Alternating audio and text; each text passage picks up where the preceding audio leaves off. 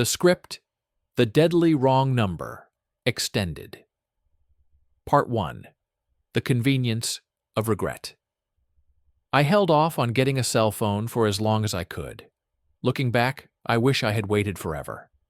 I was 25, finally stable, and tired of being the only person among my friends who still relied on a landline. They laughed when I finally bought one, but their relief was short-lived. To be honest, I was pleased too.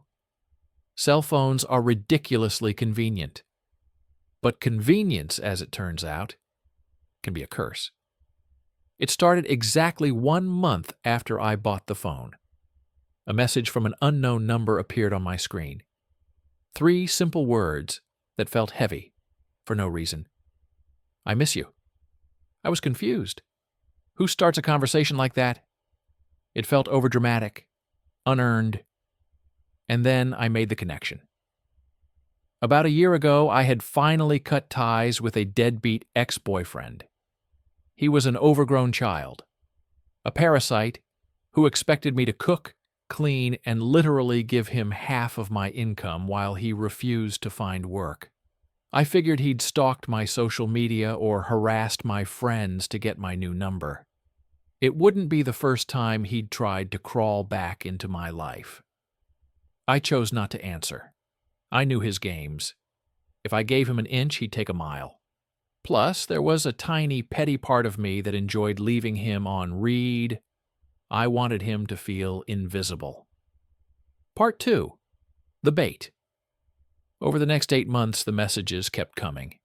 They weren't constant, but they were consistent. Vague pleas for attention that only confirmed my theory. He needed a new host to leech off and couldn't find one. I miss you. I wish I could see you. I thought I saw you in a crowd today, but it was just a dream. It was pathetic, tiresome. I ignored every single one, feeling stronger with every deleted notification, until one Friday night, 8 months in, I made a mistake. I had been drinking. It started as 1 beer to unwind, but quickly spiraled into a 1-woman party in my living room. I was thoroughly smashed when the longest text yet arrived. I miss you so much.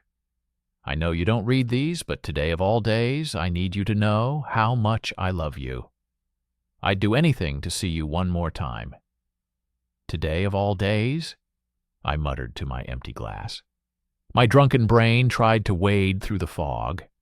I assumed it was our old anniversary. I thought, he wants to play games. Fine, let's change the rules. I typed out a reply, my thumbs fumbling over the screen as autocorrect struggled to keep up. If you want to come see me, then why don't you do it? You know where to find me. I hit send. In that moment, I thought I was being clever. I thought I was being a boss. Instead, I changed fate. Part 3. The Visitor. I woke up the next morning with a pounding headache and 13 missed calls. I groaned, checking my history, praying I hadn't said anything too embarrassing. When I saw my reply from the night before, I felt a pit in my stomach. But I was relieved he hadn't called back in the last hour. I figured I'd finally egged him on too far, and he'd given up. A week later, there was a knock at my door. I opened it to see 2 police officers. Their faces were like stone, their uniforms stark in the morning light. "Do you know anyone by the name of Silence Madison?" the older officer asked. No, I don't think so. Why? They invited themselves in. The younger officer pulled out a printout.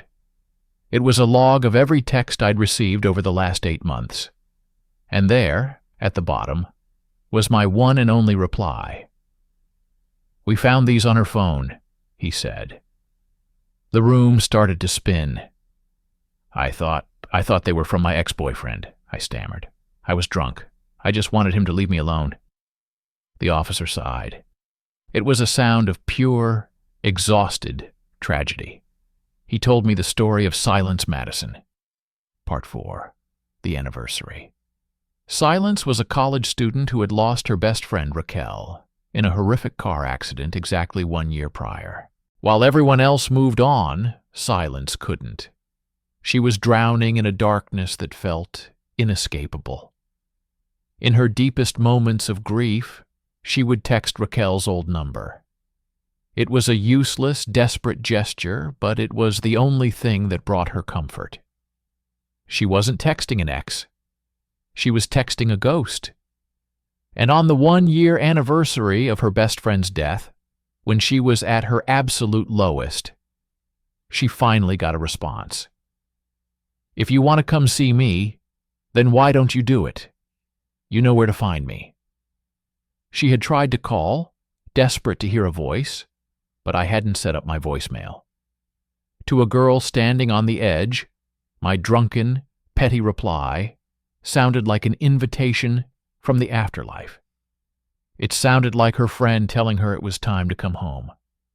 So, she did the only thing that felt logical. She took a box cutter and opened her veins to the possibility of infinity. Part 5. The final message. The police told me I wasn't to blame. Her father even forgave me. But her mother, she looked at me with a hatred that burned through my soul. To her, I was the hand that gave her daughter the final push. I tried to move on. I really did. I spent a year carrying the weight of a girl I never met. Yesterday was the anniversary of her death. I spent the day in a trance, trying to pretend I'd never heard her name. It was going well until 10 o'clock last night. My phone buzzed on the nightstand. My heart stopped before I even picked it up. It was from the unknown number, the number that belonged to a girl who had been buried for a year. One new message.